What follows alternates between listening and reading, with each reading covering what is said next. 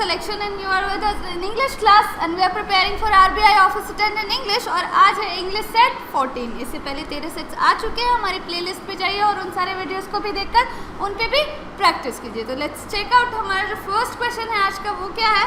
हमारा जो first question है वो फिलर्स है। सो एज ऑलवेज मैंने बताया पहले भी कि फिलर्स जो होते हैं वो काफ़ी स्कोरिंग होते हैं और बहुत कम समय में बहुत लेस टाइम कंज्यूमिंग होते हैं, उसमें हम अच्छा स्कोर कर सकते हैं। तो चलिए देखते हैं कि आज का हमारा फर्स्ट क्वेश्चन क्या है।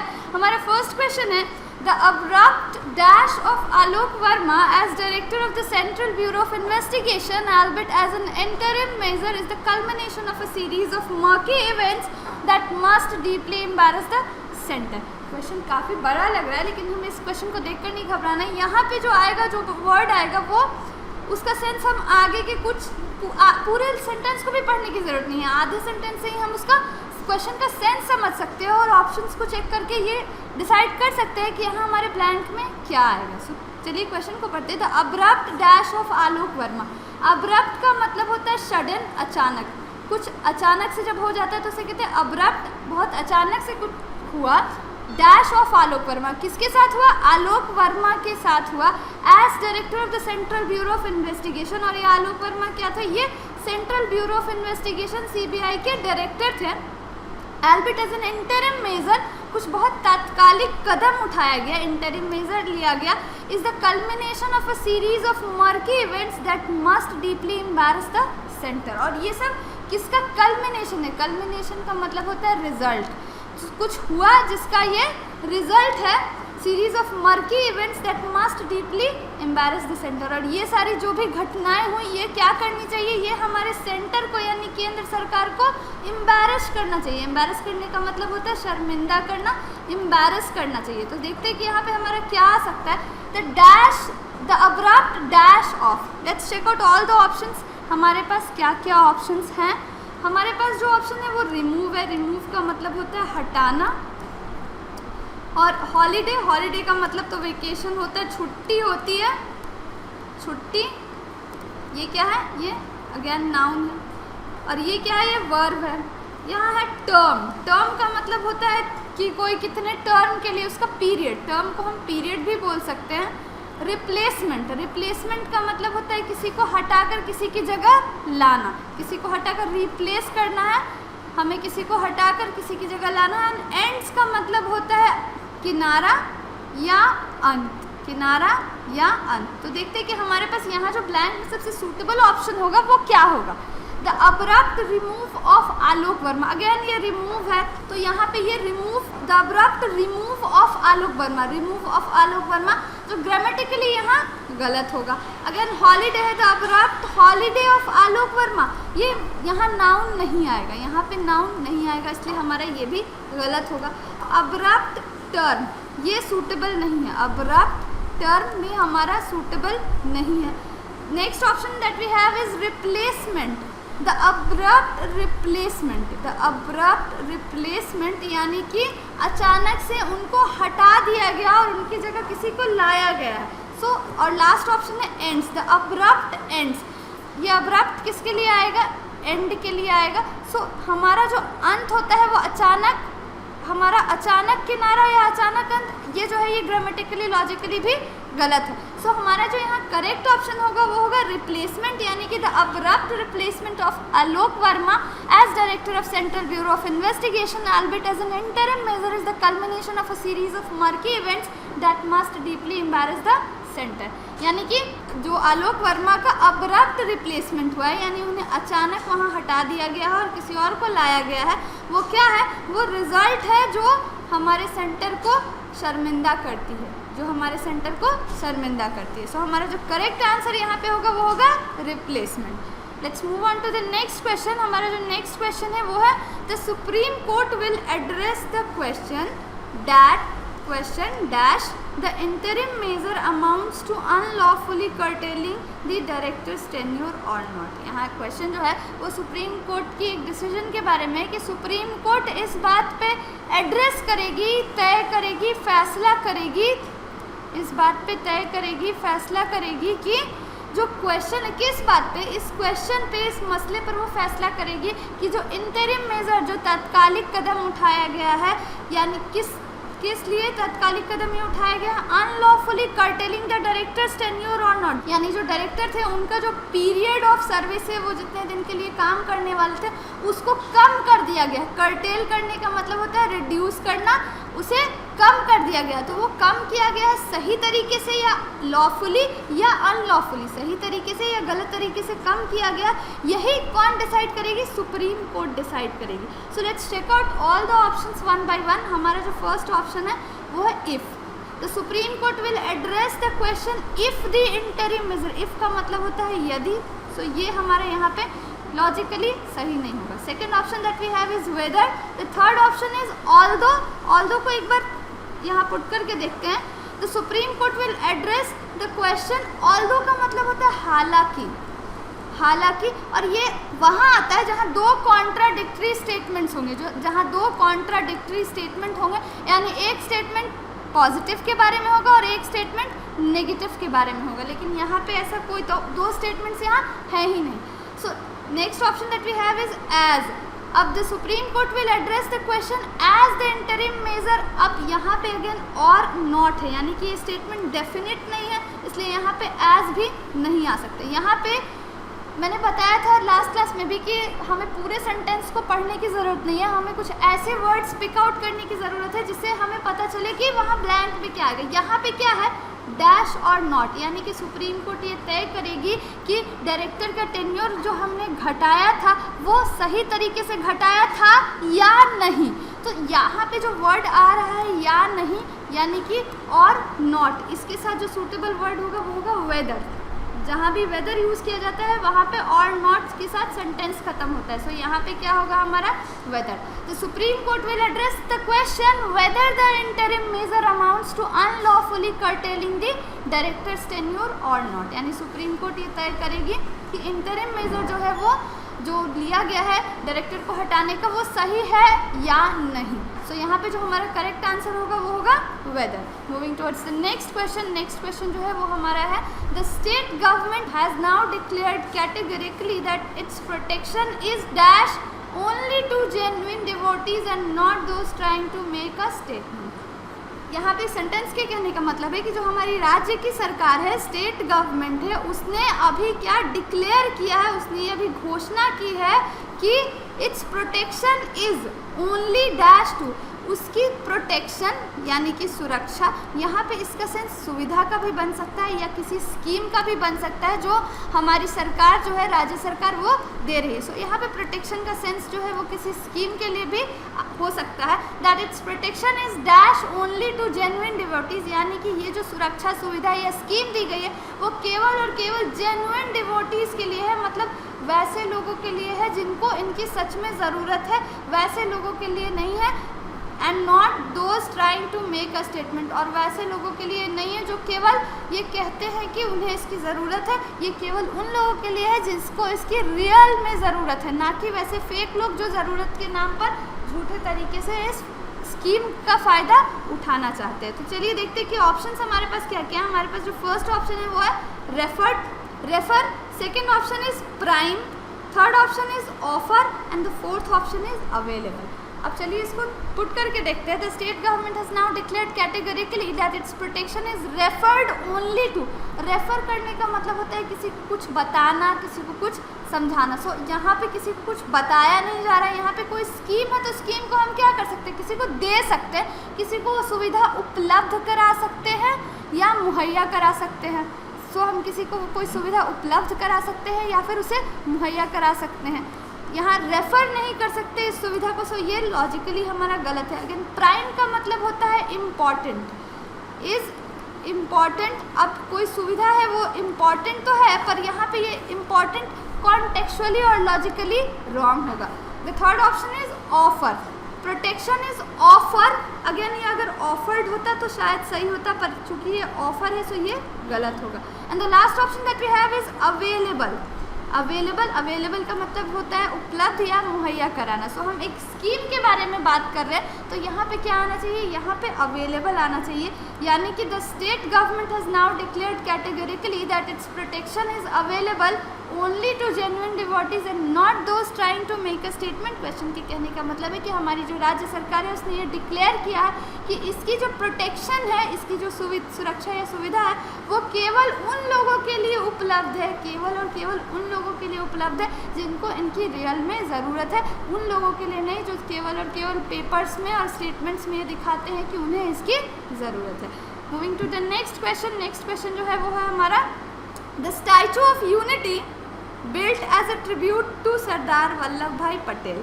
स्टैचू ऑफ यूनिटी यानी कि जो एकता के प्रतीक के रूप में एक स्टैचू बनाया गया है या स्टैचू ऑफ यूनिटी, वो श्रद्धांजलि है किसको? सरदार वल्लभ भाई पटेल को, known as Iron Man of India, जिन्हें हम आयरन मैन ऑफ इंडिया के नाम से भी जानते हैं, यानी भारत के लौह पुरुष के रूप में भी जानते हैं। Would be the dash in the world and the quickest to be completed in just 33 months. वो डैश होगा इन द वर्ल्ड यानी कि वो दुनिया में कुछ ऐसा होगा जो अलग होगा, and quickest to be completed in just 33 months, और सबसे जल्दी तैयार होने वाला 33 मंथ्स में तैयार होने वाली स्टैचू होगी। तो चलिए देखते हैं कि यहाँ पे क्या होगा। अगेन हम यहाँ देख सकते हैं कि यहाँ पे सेकेंड वर्ड क्या आया है? क्विकेस्ट। तो यहाँ पे भी जो आने वाला वर्ड जो होगा वो कंपैरेटिव होगा। हमारे जो सेंटेंस का सेंस है वो ये कह रहा है कि यहाँ पे क्विकेस्ट आया है, सो यहाँ पे भी आने वाला सेंटेंस क्योंकि ये एंड से लिंक्ड है, सो वो क्या होगा? कंपैरेटिव होगा। So let's check out all the options one by one. हमारे ऑप्शंस में कौन कौन से कंपैरेटिव वर्ड्स है? Huge is not comparative, stronger comparative है, वन जो है वो भी कंपैरेटिव नहीं है, हाई भी कंपैरेटिव नहीं है, टॉलेस्ट कंपैरेटिव है। सो यहाँ पे क्या आ सकता है? हम स्टैचू की बात कर रहे हैं, स्टैचू ऑफ यूनिटी। ये क्या हो सकता है? हमारा जो सेंस कहता है कि स्टैचू जो है वो टॉल हो सकती है, शॉर्ट हो सकती है। सो यहाँ पे क्या होगा? हमारा जो स्टैचू होगा वो वर्ल्ड में टॉलेस्ट होगा। सो यहाँ पे ब्लैंक में आएगा टॉलेस्ट। हमने देखा इन सारे वर्ड्स को चेक करने की भी ज़रूरत नहीं, क्योंकि हमें पता है कि यहाँ कंपैरेटिव वर्ड आया है तो यहाँ आने वाला वर्ड भी कंपैरेटिव होगा। सो हमारा जो करेक्ट आंसर होगा वो होगा tallest, option D.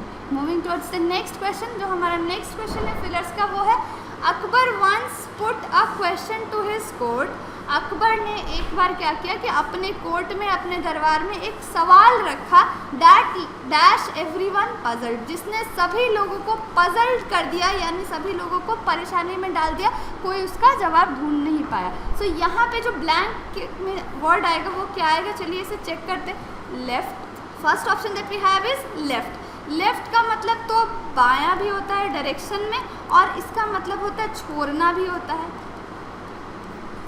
Second word is right. अब राइट डायरेक्शन में दायां भी होता है और इसका मतलब सही भी होता है।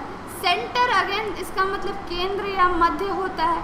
टॉप का मतलब ऊपर और बॉटम का मतलब नीचे। ऐसे वर्ड्स दिए हुए हैं कि कोई देख के कंफ्यूज हो जाए, लेकिन हमें क्वेश्चन का सेंस समझना है, वही हमें इसकी सही आंसर तक ले जा सकता है। अकबर ने एक बार अपनी कोर्ट में, अपनी दरबार में एक सवाल रखा जिसने सभी लोगों को क्या कर दिया। अब यहाँ पे हिंदी वर्ड्स को भी देखें तो सब उस सवाल ने सभी लोगों को पजल्ड छोड़ दिया, परेशानी में छोड़ दिया। तो हमारा यहाँ पे क्या वर्ड आएगा? यहाँ पे आएगा left. Akbar once put a question to his court that left everyone puzzled. So हमारा जो करेक्ट आंसर होगा वो होगा left. Moving towards the next question.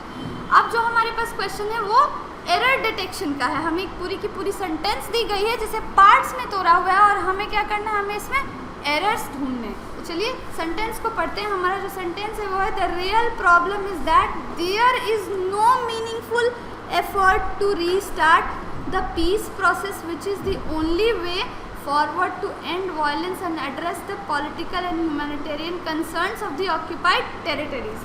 ये जो क्वेश्चन है इसमें ये बताया जा रहा है कि रियल प्रॉब्लम यानी कि जो हमारी सही सच में जो प्रॉब्लम है वो क्या है कि there is no meaningful effort to restart. यहाँ पे कोई भी ऐसी मतलब वाली मीनिंगफुल जिसमें कोई मतलब हो कोशिश नहीं है क्या शुरू करने के लिए, क्या रीस्टार्ट करना है? द पीस प्रोसेस, शांति के प्रोसेस को शुरू करने के लिए हमारे पास कोई सही में मीनिंगफुल एफर्ट नहीं है, मीनिंगफुल कोशिश नहीं है, विच इज़ द ओनली वे। और केवल यही तरीका है कोई मीनिंगफुल एफर्ट डाला जाए, यही तरीका है क्या ख़त्म करने के लिए? वायलेंस यानी अहिंसा को ख़त्म करने के लिए, और address the political and humanitarian concerns. और ख़त्म करके हमें क्या करना है, पॉलिटिकल और ह्यूमैनिटेरियन, राजनीतिक तौर पे और इंसानी तौर पे ह्यूमैनिटेरियन यानी कि लोगों के हित की बात करने के लिए हमें ये मसला जो ऑक्यूपाइड टेरिटरीज़ का है, जो एक दूसरे की ज़मीन पे दखल दे रहे हैं, उस मसले को हमें सॉल्व करना होगा। सो चलिए देखते हैं कि हमारे पास जो एरर है वो कहाँ है। The real problem is that there is no space. Again यहाँ पे जो ये देयर दिया हुआ है, ये देयर ही गलत है। यहाँ पे देयर होना चाहिए, यहाँ पे देयर होना चाहिए, क्योंकि ये देयर इज़ अगर ये देयर के साथ इज़ नहीं आ सकता, ये रॉन्ग है। There is no meaningful effort to restart. यहाँ देयर जो है ये करेक्ट प्रोनाउन होगा। यहाँ पे हमें पोजेसिव प्रोनाउन की कोई ज़रूरत नहीं है। देयर जो है ये पोजेसिव प्रोनाउन है, यहाँ हमें डेमोन्स्ट्रेटिव प्रोनाउन की ज़रूरत है। सो हमारे पास यहाँ पे जो वर्ड आएगा वो होगा देयर, ना कि देयर। हमारा एरर जो है वो पार्ट ए में है, लेकिन और भी सारे पार्ट्स को चेक कर लेते हैं। The peace process which is the only, ये सही है। Way forward to end violence and address the political, ये भी सही है। And humanitarian concerns of the occupied territories, ये भी सही है। सो हमारा जो एरर है वो पार्ट ए में है, जहाँ पे दियर की जगह देयर होना चाहिए। सो एरर हमारे पार्ट ए में है।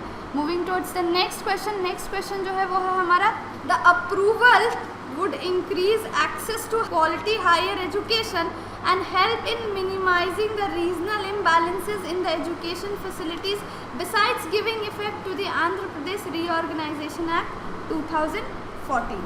हमारे पास जो क्वेश्चन है वो क्वेश्चन है कि अप्रूवल दी गई है, यानी कि किसी चीज़ के लिए हामी भरी गई है, किसी चीज़ को मान्यता दी गई है, हाँ कहा गया है उस चीज़ के लिए, जो क्या करेगी, वो इंक्रीज करेगी, वो बढ़ाएगी क्या, access to quality higher education, यानी कि अच्छी क्वालिटी की हायर एजुकेशन की सुविधा बढ़ाएगी कोई चीज़ जिसके लिए हमने अप्रूव किया है, जिसके लिए हमने मान्यता दी है। And help in minimising the regional imbalances, और ये क्या में मदद करेगी, मिनिमाइजिंग द रीजनल इम्बैलेंसेज, यानी कि क्षेत्रीय तौर पे जो असमानताएं हैं, असंतुलन है, उसे वो कम करेगी, मिनिमाइज करेगी यानी कम करेगी। इन द एजुकेशन फैसिलिटीज़, जो एजुकेशन फैसिलिटीज़ में, एजुकेशन की सुविधाओं में क्षेत्रीय स्तर पर असंतुलन है, कहीं अच्छा है कहीं बुरा है, इस चीज़ को कम करेगी। Besides giving effect to the Andhra Pradesh reorganisation act 2014, और ये क्या करेगी, ये इफेक्ट भी करेगी आंध्र प्रदेश रीऑर्गेनाइजेशन एक्ट 2014 को। So let's check out all the options one by one. हमारा एरर कहाँ है, the approval would increase access to quality higher education, ये बिल्कुल सही है।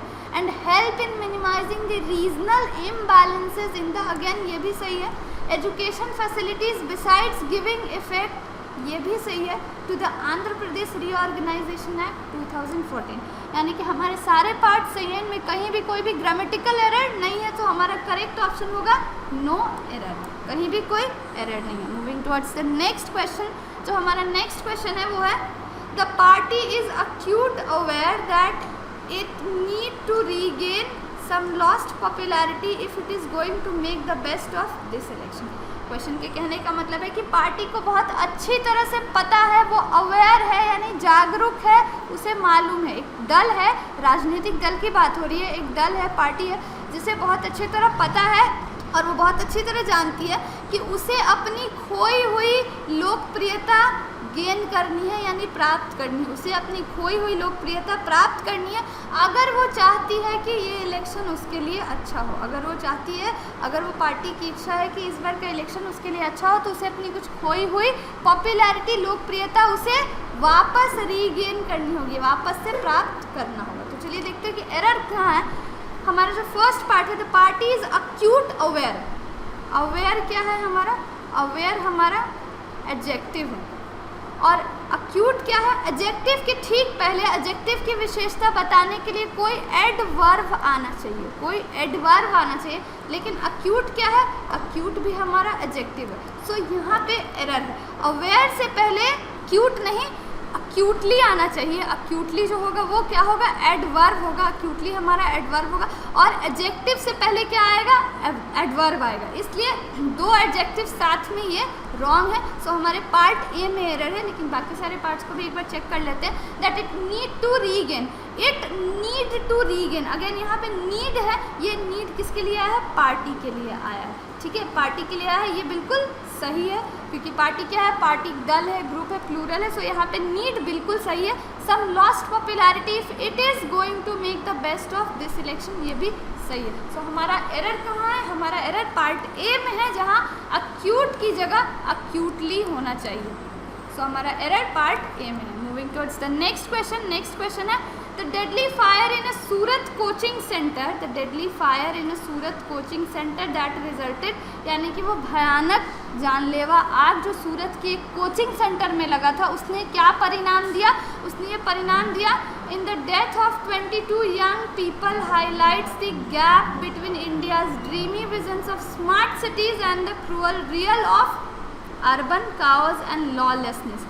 क्वेश्चन के कहने का मतलब है कि सूरत के कोचिंग सेंटर में जो आग लगी और उस वजह से 22 यंग बच्चे मर गए, यह क्या दिखाता है कि हमारे देश में जो स्मार्ट सिटीज़ का कॉन्सेप्ट है वो केवल और केवल सपनों में है, और हमारे यहाँ जो रियलिटी है, जो कड़वी रियलिटी है शहर के काओस की, यानी शहर में जितना हल्ला है और जितने लोग बिल्कुल भी स्मार्ट सिटी के कॉन्सेप्ट पे नहीं है, घर जो है वो प्रॉपर प्लानिंग में नहीं बने हैं, उस चीज़ को ये दिखाता है। So let's check out all the parts one by one. Error कहाँ है? The deadly fire in a Surat coaching centre that resulted, ये बिल्कुल सही है।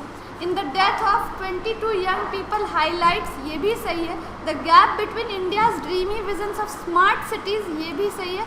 And the cruel real of urban chaos. अब अगेन ये अर्बन काओस क्या है? Real of urban chaos and lawlessness. ये जो रियल आया है ये किसके लिए आया है? ये काओस के लिए आया है। रियल जो है काओस और लॉलेसनेस के लिए आया है, और काओस और लॉलेसनेस क्या है? ये एडजेक्टिव्स है, ये एडजेक्टिव्स है। तो इनको जस्टिफाई करने के लिए यहाँ पे रियल आया है। रियल भी क्या है? रियल भी एडजेक्टिव है। सो एक एडजेक्टिव को जस्टिफाई करने के लिए वहाँ पे दूसरा एडजेक्टिव नहीं आ सकता है, वहाँ पे एडवर्ब आना चाहिए, वहाँ पे एडवर्ब आना चाहिए। सो ये रियल यहाँ क्या होना चाहिए? रियलिटी होना चाहिए। And the cruel reality of urban chaos and lawlessness. So यहाँ पे जो एरर है वो हमारे पार्ट डी में है, जहाँ पे रियल की जगह, रियल यहाँ रॉन्ग होगा, रियल की जगह रियलिटी आना चाहिए, जो तब ये सेंटेंस करेक्ट होगा। Moving towards the next question. Next question जो है वो है हमारा एरर डिटेक्शन का, और इस क्वेश्चन को पढ़ते हैं। The police said they are flexible with the timing and location of the meeting whatever is convenient for the chief minister. यानी सेंटेंस के कहने का मतलब है कि एक मीटिंग हो रही है पुलिस और चीफ मिनिस्टर के बीच में, तो उसके विषय में पुलिस ने ये कहा है कि दे आर फ्लेक्सिबल, यानी कि वो टाइमिंग और लोकेशन को लेकर फ्लेक्सिबल है, यानी उन्हें कोई प्रॉब्लम नहीं है किसी भी टाइमिंग और किसी भी लोकेशन से जो हमारे चीफ मिनिस्टर या मुख्यमंत्री के लिए कन्वीनियंट हो, सही हो, ठीक है। सो हमारे सेंटेंस के कहने का मतलब है कि पुलिस को कोई प्रॉब्लम नहीं है, वो बहुत फ्लेक्सिबल है टाइमिंग और लोकेशन के साथ, उस टाइमिंग और लोकेशन के साथ जो हमारे चीफ मिनिस्टर के लिए सही हो, जो उन्हें पसंद हो। So let's check out all the parts one by one. हमारा पार्ट ए है the police said they are flexible, ये बिल्कुल सही है। दे आर फ्लेक्सिबल, ये पुलिस के लिए आया है, दे है और यहाँ पे आर है, ये बिल्कुल सही है। With the timing and location, ये भी सही है। Of meeting whatever is convenient for the chief minister, again ये भी सही है। सो हमारे इस सेंटेंस में किसी भी पार्ट में एरर नहीं है। सो हमारा करेक्ट आंसर क्या होगा? No error. हमारा करेक्ट आंसर होगा no error. So this is all for this session. Hope you liked it and you practiced over it. Keep practicing till we meet in the next video, and don't forget to like, share and comment and subscribe to Mahamaya Selection. Thank you for watching.